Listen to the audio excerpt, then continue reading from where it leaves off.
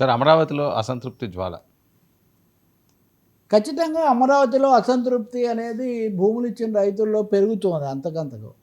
నిన్న కూడా నాతో చాలా ఆ విషయాలన్నీ స్టడీ చేస్తున్న మిత్రులు మాట్లాడుతూ ఉన్నారు. ఇప్పుడు మంత్రివర్గ సమావేశం కూడా జరుగుతుంది. మలి దశ ఎలా చేయాలి, అలాగే అక్కడ భూములు లేని ఒక 1200 మందో 1300 మందో వాళ్ళకి పెన్షన్ ఇవ్వాలా వద్దా, ఇవ్వడం అనేది బహుశా ఔదార్యం అని చెప్పొచ్చు తర్వాత. కానీ చంద్రబాబు నాయుడు కూడా ఈ అసంతృప్తి ఈ సెగ కొంచెం సిఆర్డీఏ తగులుతుందని గ్రహించడం వల్ల కావచ్చు, ఆయన నిన్న సమీక్ష జరిపినప్పుడు ఓ 75 సంస్థలకు భూములు దాదాపు 1500-2000 ఎకరాలు ఇచ్చారు, 1000 ఎకరాల దాకా. మీరు ఇవన్నీ కనుక సరైన గడువులో పూర్తి చేసి మీరు ఉపాధి కల్పించకపోతే మటుకు మేము వెనక్కు తీసుకుంటామని సీరియస్ వార్నింగ్ ఇచ్చారని. ఇప్పుడు అక్కడ ఇన్ఫ్రా ఏర్పడకుండా రోడ్లు ఇవన్నీ కూడా పడకుండా వాళ్ళు వచ్చి సంస్థలు పెట్టడం అనేది ఏం లేదు. గతంలో ఇవన్నీ వాటిగా మళ్ళీ ఇస్తున్నారు. As I was telling you 2000 ఎకరాలు స్పోర్ట్స్ సిటీకి ఇవ్వాలని, ఇప్పుడు ఉన్నవన్నీ చాలక స్పోర్ట్స్ సిటీకి మళ్ళీ 2000 ఎకరాలు ఇవ్వాలని. అది నేరుగా మన అదానీ గారికి వెళ్తుంది. అమిత్ షా గారి కుమారుడైన జైషా దానికి బాధ్యుడిగా ఉంటాడు ఆ రంగానికి. సో ఈ విధంగా చూస్తూ పోతే ఈ భూముల పందారం పెరుగుతుంది.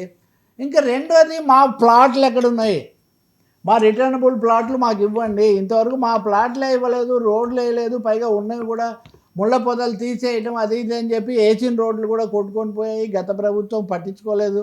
మీరు వచ్చి ఏదో చేస్తారనుకుంటే ఏడాది తర్వాత ఈ పరిస్థితి చేశారు. మీరు ఇంక ఇతర చోట్ల భూమి, ఇప్పుడు అక్కడ ఎయిర్పోర్ట్ వస్తుంది, అక్కడ ఐటీ వస్తుంది, అక్కడ క్వాంటమ్ వ్యాలీ వస్తుందని మీరు చెప్తుంటే అక్కడే రేట్లు పెరుగుతాయి, కానీ మా దగ్గర ఎందుకు పెరుగుతాయి? ఈ ప్రశ్నలు ఇవి నిజంగా రైతులు గుండె పగిలినటువంటి రైతుల నుంచి వస్తున్నటువంటి ప్రశ్నలు. వాళ్ళకి అక్కడ light at the end of the tunnel అంటారు, అంటే చివరిలో ఏదో దీపం కనిపించడం, అది కనిపించట్లేదు వాళ్ళకు. ఈ మాటలు బాగానే ఉన్నాయి, పెట్టుబడులు పెట్టేవాళ్ళు భూములు తీసుకునేవాళ్ళు చేస్తారు, వాళ్ళ పద్ధతిలో వాళ్ళు వెళ్తూ ఉంటారు. ప్రపంచ బ్యాంక్ కూడా కొన్ని షరతులు బిగిస్తూ ఉంది. ఇంకొకటి, మొన్న చాలా ఉత్సాహంగా చెప్పారు కేంద్రం 11,000 గ్రాంట్గా మారుస్తుందని, ఆ మేరకు కూడా ప్రకటన రాలేదు. కాబట్టి అమరావతి ప్రాపర్ ఏమంటున్నారంటే వాళ్ళు, ఈ మీ సెక్రటేరియట్ ఆ చుట్టుపక్కల కాంప్లెక్స్ ఏది ఉందో దాని వరకే మీరు ఫోకస్ పెడుతున్నారు, కానీ మాకు ఇస్తామన్న ప్లాట్లు వాటి అభివృద్ధికి సంబంధించి మీరేం చేయడం లేదు. 11 ఏళ్ళు అయిన తర్వాత కూడా మాకు రాని రేట్లు రేపు వస్తాయని మేము ఎలా నమ్మడం, దాన్ని నమ్ముకొని మేము ఎలా కూర్చోవడం, ఇది ప్రశ్న. సో స్థానిక గ్రామ సభలు అవన్నీ పెట్టినప్పుడు కూడా అక్కడి నుంచి ఇది రావట్లేదు. ఇంకా వాళ్ళు కొత్తగా ఇంతకుముందు అమరావతి ఉద్యమం 2 సార్లు 2 రకాలకు జరిగితే, ఇప్పుడు ఇంకో విధంగా ఏమైనా ఈ సమాచారం వీటన్నిటితో మీడియా ముందుకు రావాలి, మేము ఇదిగోండి అదనపు భూ సమీకరణపై అసంతృప్తి, ఇది సర్వసాధారణం అయిపోయింది. ఫస్ట్ స్టేజ్ అవ్వకుండా సెకండ్ స్టేజ్ ఎక్కడైనా ఉంటుందా? ఇది కామన్ సెన్స్ కదా. ఫస్ట్ స్టేజ్ అవ్వకుండా సెకండ్ స్టేజ్ ఉంటుందా? రాష్ట్రమే ఇంకా అభివృద్ధి చెందాల్సి ఉండగా గన్నవరాన్ని పక్కన పెట్టి అమరావతిలో మళ్ళీ ఒక బృహత్ విమానాశ్రయం కట్టాలనే ఆలోచన ఏంటి? గతంలో భూములు తీసుకున్న వాళ్ళ పనులు చేయకపోతే ఇప్పుడు మళ్ళీ ఇట్లాంటి ప్రశ్నలు, తీవ్రమైన ప్రశ్నలు వస్తున్నాయి. కాబట్టి ఏం చేస్తారు?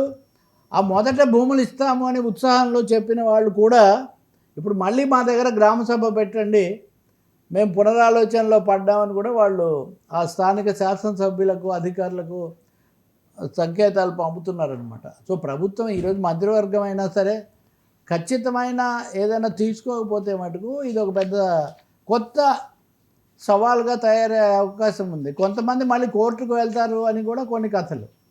ఇదివరకు అనేక సార్లు అనేక రూపాల్లో కోర్టుకు వెళ్ళారు కదా. చంద్రబాబు హయాంలో కోర్టుకు వెళ్ళారు, జగన్ హయాంలో వీళ్ళు ఇటు నుంచి కోర్టుకు వెళ్ళారు.